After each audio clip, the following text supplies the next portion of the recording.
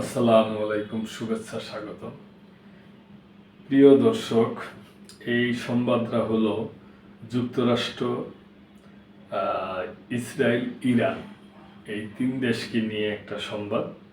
ইরানে হামলা করব না করব এই ব্যাপারে একটা সংবাদ। যেমন আহ, যুক্তরাষ্ট্রের প্রেসিডেন্ট ডোনাল্ড ট্রাম্প হামলার বিপক্ষে, কিন্তু ইসরায়েলের প্রধানমন্ত্রী নেতানিয়াহু উনি হামলা করতে চায়। তার কারণ আপনারা জানেন যে ইতিমধ্যেই নেতানিয়াহু তার দেশই সে জনগণের বিপক্ষে গেছে। তার যে কর্মকাণ্ড এগুলা তাদের দেশের জনগণই ভালো চোখে দেখছে না এবং মান্য নিতে পারছে না। অলরেডি তার বিরুদ্ধে মনে হয় বিভিন্ন মামলা আছে, কোড আনকোড। তো নেতানিয়াহু সাহেব চায় উনি যুদ্ধ থাকলেই তার জন্য ভালো আর কি। তো বিভিন্ন বিষয়াদি নিয়ে এই সংবাদটা। ট্রাম্পের না সত্ত্বেও ইরানে হামলা করতে চায় ইসরায়েল। মার্কিন প্রেসিডেন্ট ডোনাল্ড ট্রাম্প ইসরায়েলি প্রধানমন্ত্রী বেনিয়ামিন নেতানিয়াহুকে জানিয়ে দিয়েছেন, আপাতত ইরানের পারমাণবিক স্থাপনায় হামলায় যুক্তরাষ্ট্রের কোনো সমর্থন নেই। তবুও আগামী মাসগুলোতে তেহরানের পারমাণবিক স্থাপনাগুলোতে হামলা চালানোর কথা ভাবছে উগ্র ইহুদিবাদী নেতানিয়াহু সরকার।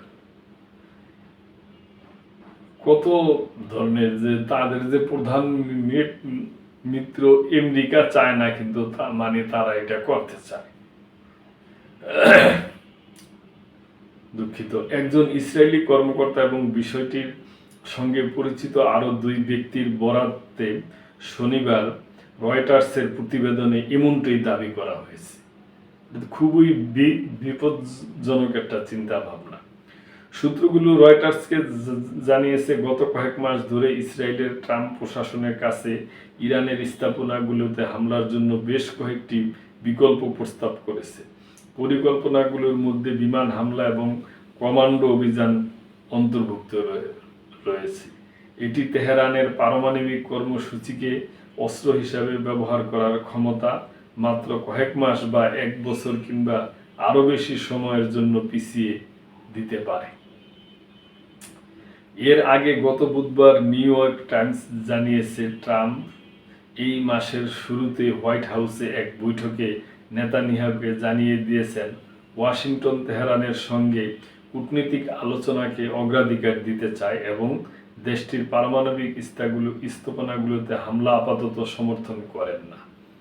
এত দেখা যায় যে ডোনাল্ড ট্রাম্প ভালো সিদ্ধান্তই নিছে। খালি শুধু হামলা করে যুদ্ধ শুরু করলেই হইব না, এতে তো পৃথিবীর মধ্যে বিপর্যয় নামে আসবো।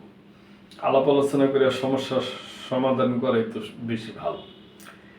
কিন্তু নেতানিয়াহুর প্রশাসন এখনো মনে করেন তাদের বাহিনী ইরানের উপর সীমিত আকারে হামলা চালাতে পারে, যার জন্য মার্কিন সহায়তার খুব কমই প্রয়োজন হবে। ইসরায়েল প্রাথমিকভাবে যে প্রস্তাব করেছিল এই ধরনের হামলা তার চেয়ে উল্লেখযোগ্য ভাবে ছোট হবে।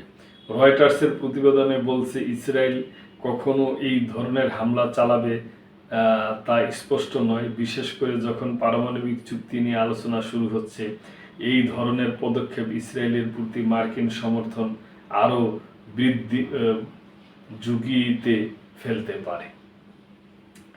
বাইডেন প্রশাসনের দুই প্রাণাক্ত জ্যেষ্ঠ কর্মকর্তা রয়টার্সকে জানিয়েছে, পরিকল্পনার কিছু অংশ গত বছর বাইডেন প্রশাসনের কাছে উপস্থাপন করা হয়েছিল।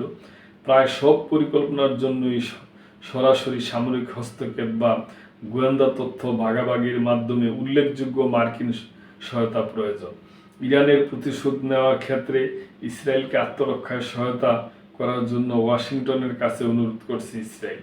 তবে ইসরায়েলি নতুন হামলার ছক সম্পর্কে নেতানিয়াহুর কার্যালয় থেকে তাৎক্ষণিকভাবে মন্তব্যের অনুরোধের জবাব দেওয়া হয়নি।